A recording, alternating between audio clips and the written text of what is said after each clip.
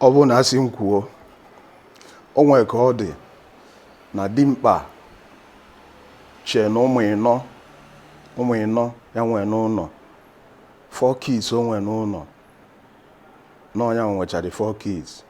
O nwere ka ọ dị na ọ bụ na abịa cheki ọfụma ọ bụ na ụmụ ịnọ dimkpa mụta ọ bụ na ọsọ ịbụọ ka ọ tụrụ ime mana ịbụọ ndị nke ọzọ esi n'iro wee tụta ime ụmụaka ahụ ma ọ bụ na aka gwara ya. O nwekwa ka ọ dị icheke ya ọfụma o nwere ka ọ dị mana o nwere ihe mere ya. Ọ bụrụ na ịchọọ ịma jee na nke Ịma24 TV ama George soro anyị na-ekene vidiyo a na-abịa kịta. Ị ga-achọpụta na arụ na-eme na be anyị, arụ ebidogo ime na be anyị, ihe nsọ a na-emebego. Nke a bụ Ịma24 TV. Igbo ekene m unu, Igbo mma mmanụ. Igbo ekene m unu, Igbo mma mmanụ. Biko aha m bụ Ogu Emmanuel nke Ịma24 TV. Ọ bụ na iwe onye ọhụrụ na platfọm, ọ bụ na iwe onye ọhụrụ na vidiyo a, ana m anabata gị, ana m anabatakwa ndị ochie. Biko n'ịga n'ihu isiokwu anyị n'ụbọchị taa wụ ihe bekee kpọrọ why you must not go for a DNA test. N'asụsụ Igbo, agakwala ule DNA. DNA kwa na enwekwara ike ịkpọ ya Paternity Fraud Test. Biko n'ime vidiyo a nke anyị na-ewetara unu si n'aka nke Ịma24 TV, anyị na-achọ ka unu ghọta ihe mere anyị ji si ka unu ghara ịga atụrụ unu alụ ka unu ghara ịga maka DNA test a na-ekwu ekwu ma Paternal Fraud Test dịka bekee siri kpọọ ya. Kekwana ihe a na-akpọ test a na-ekwu okwu esef. Test a wụ iji chọpụta nwa amụrụ amụ, otu a di na nwunye na-anọkọ amụọ nwa, iji wee chọpụta ma ọ di na nwunye bịakọrọ ọnụ tutu nwa ahụ afọ mụọ ma tutu amụpụta nwa ahụ. Ihe ọpụta ihe a test eji achọpụta kedu onye nwe nwa, kedu ebe a mụrụ nwa, kedu mgbe eji mụọ nwa. Ihe DNA test ya pụtara. So na vidiyo a anyị ga-achọ ka unu gee ntị ka unu ghọta. Ma ihe buru ibu na-eme n'obodo anyị a, kachasị n'ala Igbo.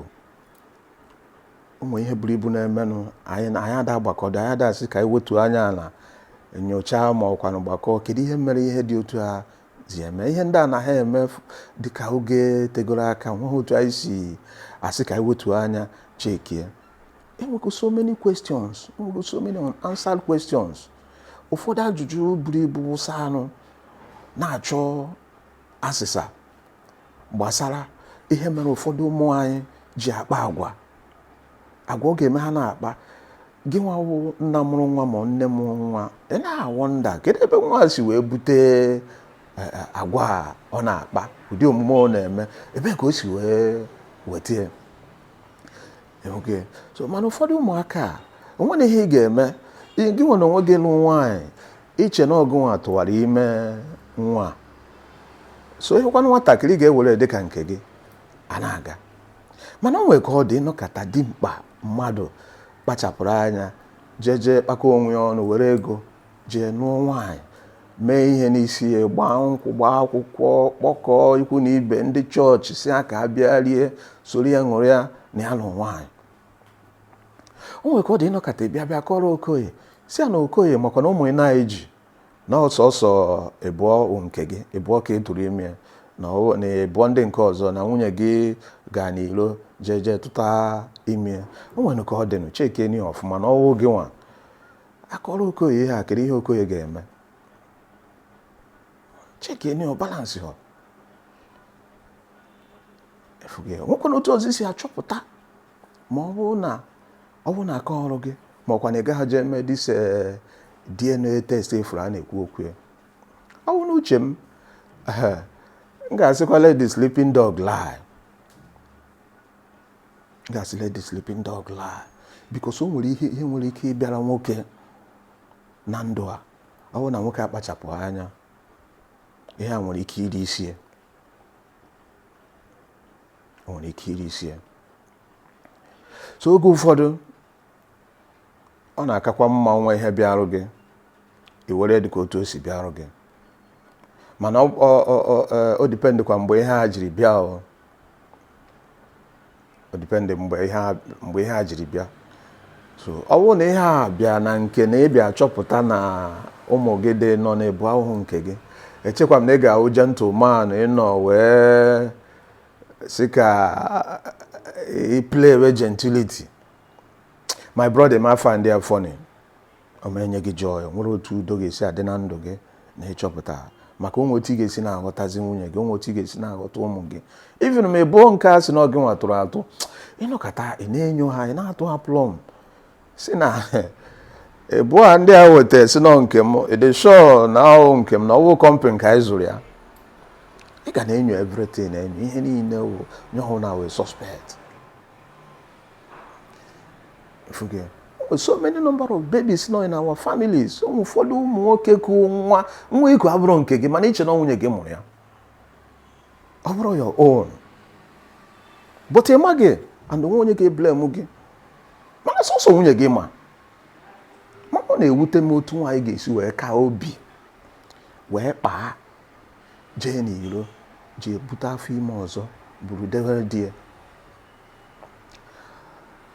Onwe ka ọ dị. Because ọ na-echeki the rate eji enwe divorce rate ndị nọkata di na nwunye si na ha ma anụzi onye ọ na-aga na shade ya ịghọtago discharge ya. Mana ịchọpụta imerime na ụmụ nwaanyị ọkachasị ụmụ nwaanyị Igbo ka a hapụ ndị nke Naịjirịa ka a ghara ịdị na-ekwu okwu ndị nke ọzọ ka a ghara ikwu okwu Hausa, Yoruba na ndị nke ọzọ ka anyị kwuo okwu nke anyị bụ asụsụ nke anyị ji aga. Imerime na-akpachapụ anya jee n'iro jeje tụrụ ime bubata ya n'ụlọ. So ọ bụ na ịbịa ịchọpụta na ọbụkwa ụmụ nwaanyị niile ọ bụ na ịbịa ịchọpụta na imerime ụmụ nwaanyị na-eprefer ịnọ na be di na-ewepụ okwu n'iro. Imerime ụmụ nwaanyị na-eprefer ịnọ na be di na-agba akwụna. Agawazie ya onwe ka o si kodo outside ebulatara Okoye n'ụlọ. Okoye nọkata ọfụọ mọzụ chema ya nwa ma na ọwụ ya nwa. Nwunye ya nọkwa n'ọhụ were obi na-achị anụmanụ ọchị si negodo onye. Ọ ya mere ofu oyi nwoke ji kpọọ m 2-4 nza. Ọ sị m na m ọfụrụ ya kpọọ nwunye si ya any day bụsọ ụlọ mepere ọnụ si ya na-atakwanụ gị. N'ụbọchị ahụ na o nwere ike ịkpọ ya igwe ya nne ya nwụọ ma nke a ma nke ọzọ mana ụbọchị ọbụla o mepere ọnụ si ya na-atakwanụ gị. N'ụbọchị ahụ ọ bụrụ na ya chekie na nwunye emenye nwunye efe n'ụlọ ya nwa paakị ya nyere nwunye efe. So mkpọ ya sị ka ọnwụkwana ihe dị na atakwanụ gị na nwunye gị si gị atakwanụ gị nwere ihe nọ dị ya. Ọ sị m ịma 2-4 na mama aghọta. O wekọrọ m otu nwunye ọya nwoke si jeje tụtụ ime. Ọ bụ na ihe a tụrụ ime ahụ nwoke abụọ, that is go si n'ilo tụtụ ime. Nwoke akwa na ụdị ya ihe ọ mụta ihe ọ tụtara ime ihe onye nwunye ime nwaanyị abụọ. So onwe ihe a na-ekwu ofu ụbọchị nwoke na-afụ mọzụlụ a na-eji ka na-eji onye akwụkwọ nwunye ya si atakwanụ gị. So nke na-agbakọ kedu nke bụ na atakwanụ ya. A na-awọnda kedu ebe nwunye ga-esi bute ihe ọ na-ekwu na atakwanụ gị. Ewe je dị ike wee wụ na atakwanụ gị dị ụmụanụmanụ na ọ na ha eche na nwoke na-abụ ahụ onwe because ọ na-agụ ya onwe ya so onye nwere nwaanyị na-abụ nwoke na-abụ. Ọ ma na nwoke na-abụ ahụ ọ na-agụ bụ ahụ ya nwatụrụ ime nọ n'iro ka nwunye je tụta ime. Abịa n'okwu gbasara ihe anyị na-ekwu okwu taa bụ okwu DNA pụtakwanụ gịnị? Ihe ahụ deoxyribonucleic acid dịka otu bekee siri kpọọ ya, ma ọkwa na ịkpọ ya Paternity Fraud Test. Ihe ahụ test eji achọpụta ma nwa ọ gị nwa nke nwoke mụrụ ya ma ọkwa na onye ọzọ mụrụ ya, maka ọnwụ na ọ gị nwa mụrụ ya ọ ga-esho. So mana kedu ihe anyị na-ekwu? This test ifuru a na-ekwu okwu ya o tisago ọtụtụ ezinụlọ, ọ scattered so many homes. Ọ na-ereke a lot of havoc in our homes. Ejiri ịgba n'iro wee mara ndị nwunye anyị mgbe gboo. Ejighị mara our wives before. Ejiri ịgba n'iro mara ha. Mana rate ụfọdụ ụmụ nwaanyị, ụkwụ ụmụ nwaanyị niile, ụfọdụ ụmụ nwaanyị ji echere ụkwụ wee chịpụ na main road. Iwọchizie Okoye, ihe ga na-afụ na posters 48, onye jisi ike n'aha 50, ma na ọ nọ na society. Onye jisi ike narụ ha 60. Ịma na otego bind wa akasiwa 70 wo kokoko for 70 na ebe. That's that my why you know obituary posters. If na rate ụmụ nwaanyị ji chụrụ ụkwụ chịpụ outside. Ụmụ nwoke a na-adazi ka ijiji na-anwe anyhow. Ọwụ na ọbara eme isi gị, ọwụ na cement family cement dike ji arụ ọrụ, aja were na cement akago cement. So DNA test a bụ ihe eji eje achọpụta. DNA test a ịma na ọ bụ na nwunye gị aka ya dị ọcha, ọ chọpụta na eje maka na ụfọdụ ụmụ nwoke na-eji nzuzo secretly jeje mee DNA test a. O nwere ike wuru ntutu isi nwa ya ka o fote, ma ọ bụ mbọ aka ya ka ọ kọọ ọtụta. O nwere so many things ị nwere ike iji eje mee DNA test. Ma sweat je mee DNA test. Ọ bụ na nwunye gị aka ya dị ọcha wee chọpụta na o nwere otu isi jeje mee DNA test na ụmụ gị na ya na-abụ mụrụ. My brother, nsogbu ga-adị na family a, nsogbu ga-adị na relationship a till forever. Maka nwunye gị agaghị trust kwa gị again. Onwekwana ihe ị ga-eme ka ị convince nwunye gị na ị trust ya ma ọ na inwe confidence ebe ọ nọ. My brother, ọwụ n'uche m si na DNA test pụtawa, ihe ọ damejiri, ihe o mebigoro n'etiti anyị akarịgo ihe o doziri. DNA test nwere ike ime nwoke echegide onye gị na ya kwuchara okwu yesterday evening or night. Ijuzi ya sie the next morning agwa gị na ka ọ naba n'abalị dewe isi like this, ọwụ na ọnwụgo. Kekwana ihe nwoke ga-eme? So many things ị na-afụ na your marriages will cross. Onye ọ na-nwe cross obu. Ma ndị fụcha na-awụ billionaires, millionaires and so on and so forth. Onye ọ na-nwe cross obu. Ịmana nwere ụfọdụ ihe dị ka ịmago ndị politician ndị a welitere isi, big pastors, people nọ n'ọkwa dị elu. Ụfọdụ ha na-aga chekie, ha chọpụta na ụmụ ndị nke aha na-asị nọ nke ha ha nwechi ụmụ niile a. Oge ụfọdụ nwe dị nke mụrụ amụsef, ọ bụ na oyiro ka esi wee tụtacha ime niile a were ya paakị ara Okoye a na-amanye elu. Ifu ebe Okoye na-eme jogging. Ụmụ m wala o nwere nke mana ihe ọjọọ, ihe jọgburu onwe ya na dimkpa ga-ekuru nwatakịrị n'aka with joy. Dimkpa ga-ekuru nwatakịrị n'aka with hope na ihe anụ ahụ blood ya, mana ọ bụrụ blood ya. Madam kpachi everywhere. Kwechiri. Enwere ike edeghe anya ije na ụlọ ụka ose n'isi ndị nne. Ọ nọ n'otu dị iche iche wo otu ekwesịrị ịdị na-amụta ihe dị mma n'aka ha, uso na ndị isi ya. Mana ofu ụkwụ ya nọ n'iro, o jee bute n'iro bubatara Okoye. So kedu ihe nji eme vidiyo a mee taa aka, biko advice nsi ka nye Okoye. Ya bụ advice matu ife ọ na-enye ma ọ na-asị m kwuo. My brother, ọ bụ na ihe dị ka na ịnụ nwaanyị ọfụrụ, ebe mụọ ofu ma mụọ abụọ. Onwe otu isi chọpụta na nwunye gị gba n'ilo jeje tụta ime mebi ofu nwa ma ọ abụọ unu mụrụ. Ọwụ n'uche m mmasị gị dịrị nọọ ihe ụwa butere mmadụ, ọ ihe marriage butere, ọ ihe nsogbu ụwa butere nwoke. O nwere ike ịwụ the cross edewe ka i buru. Ọwụ n'uche m ga-asị gị die ya, imeji aka gbuo onwe gị, die ya zuo ụmụaka ahụ. Mana say young man ịma age can on your side, nwunye gị age can on her side. Ọ bụ na-echeki ọfụma, ọ mara na onye ahụ tụrụ ime ahụ wụ onye ọ ka like, na o ebe ọ ga-like ije nọ. Ọ bụ n'uche m onye ọ na-aga na shedie, onye ọ na-aga n'ọfịs ya. Ọ bụ n'uche m mgbe ahụ unu kafụ ndụ kafọrọ, unu dị young and able, adịm like divorce, mana onweghị ihe mmadụ nwere ike ime, ịghọtana. So ịhụ na nwunye gị na onye na-akpọ nwunye gị ahụkwa nwunye gị, o nwezi chi ọzọ họrọ ọ na-efe na-abụrụ nke gị a, my brother, ọ bụ n'uche m ya jee gbada ya na chi ọfụrụ nke ahụ ọ chọpụtara ọ chọrọ ife. Ọ ka mma dan gị na ya na-abụ biri, iche na gị na nwunye gị bi, ịma na ibi with a stranger.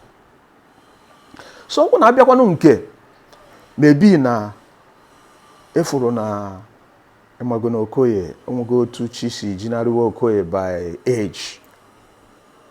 Efukwa na nwunye gị na onwe ya agafego na childbearing age, onweghị ike ịmụta nzukwa nwa again. And ụmụ unu nwere ụmụ ịnọ.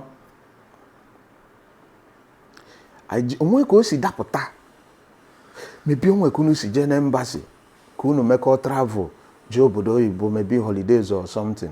Ịma one of the requirements embassy ga-asị gị jee mee DNA test. Maka ihe eji chọọ ka ime DNA test ahụ, chọọ ọbụrụ achọ ịpụta ijeje kpọrọ ụmụaka ndị ọzọ bịa were opportunity akpọfe ha. So ha chọrọ ịdị sure na ihe akwụkwọ ụmụ ịmụrụ. So nwere ike ejizi jee mee that test ahụ, chọpụta nọọ ịbụọ, nọọ gị nwatụrụ ime ịbụọ na ịbụọ ọwụ gị nwatụrụ ime ya. Ka ịkwana ihe ị ga-eme, ị ga-egbukwa onwe gị, ị ga-esi n'ihe obodo oyibo ahụ pụtawa. You can't kill yourself. Ị ga-egbu onwe gị. Onwebugo otu nsikwu okwu gbasara mmadụ ịba na bedroom ya, kwagasịwa akpa ya, ma ọ nwe otu o si na-achọ ihe mmanya aka n'okpuru wardrobe ya, kwagata some money ma ọ bụ gold ma ọ bụ gịnị. Nna my brother, ihe a property go, maka na onwere onye ọzọ nwe business na bedroom gị. So ihe ọ na-efu na bedroom gị kwesịrị ewu nke gị, o kwesịrị ewu your own. So ihe advice nwata ufọ na-enye gị maka ndụ gị, isi ka iche gị nwere ike chegbuo onwe gị, iji aka gbuo onwe gị. Maka the moment edebe ha na Okoye na akpati ma ihe a, ndị na-atụ nwunye gị plum, ha na go by the side immediately. Ịghọtago na-help, reason ha ji help na-eme ka burial aga ọfụma nwoke. Adị sure, a confirm ọ na-ewego gị tii n'ala kpọgide gị aja, adịzie sure. Efu gị ewezie nwunye gị merụ item. So a na-agba mbọ, ọ bụ na asị na 10 crates of mmanya ka ọ fọrọ ka o wee zuo ka eji mezu, ha na-eweta ego na-eti, a na-agba mbọ na-eme the burial. Ejuo madam nke na burial ga very smooth, ọ kara ọfụma nọ na nsogbu adịghị, nwere onye nụrụ ọgụ nke ọzọ. Ịma na ndị women bịa tinye aka mee ka enyi Okoye ọsịsọ ka asafe peji ya, ka nwunye Okoye bịa ghọziere ha opportunity. So ịnweta onwe gị n'ọnọdụ a, my brother, die ya. Ọ ihe ụwa butere mmadụ, tinye aka so ozu ụmụaka ahụ. Many a times ọkwa ụdị ụmụaka na-aba uru na society. Ọ ha nwa na-eje asị nna anyị makwa this guy bụ ike, enye gị history of his life, ị na-eti ọ dị ndị a na-aba uru. So ọ bụrụ uche mata ufọ nabata ndị a, mmadụ ebu otu isi nabata ịbụ ndị nke anyị tụrụ ime. O nwere ihe ị ga-eme, ihe Chukwu ka onye gị strength ị ga-eji bịa dis ọdachi ya bịarụ gị. Ọ ihe nwoke na-afụ, nwoke a meji aka gbuo onwe ya. Otu o si dị, otu a ka ọ ha m n'ọnụ. Ibe anyị ekele m unu, biko ana m ayọ unu, ọ bụrụ na ọ bụrụ na otu inerecha vidio a ka wa ahụ subscribe na marital fraud TV channel biko click like delu na comment anyị chọrọ ịma ma vidio anyị mere nwekwara otu anyị si wee gbanye. Ọ bụrụ na anyị meta unu agwa anyị na anyị meta, ọkwa na anyị emeta gị o nwere advice unu nwere ike inye anyị unu enye anyị so that na next video ka anyị take correction. Were no one or two things unu mụta na vidio a, were no vidio a share ya, distribute o ekesasịrị ya ndị ikwu na ibe ma ndị enyi ma ndị enemies. Ịmara o nwere ike change situation, o nwere ike change lives. Biko gaa na ebe a click ebe esere mgbịrịgba notification bell, una click na notification bell. Anyị na-enwe marital fraud TV na-enwe video ụbọchị Monday ọbụla. Ada ama ọ bụ na ihe ahụ first video marital fraud TV na video mbụ ị na-enene, gaa na YouTube na Facebook. Anyị nwere many other videos dị aga bara gị uru ka ị watch ya. Just iruo type marital fraud TV na YouTube ma ọ bụ na Facebook. Efu anyị ndị be anyị ekene m unu. Igbo mma mmanụ ka emesịanụ. Bye bye.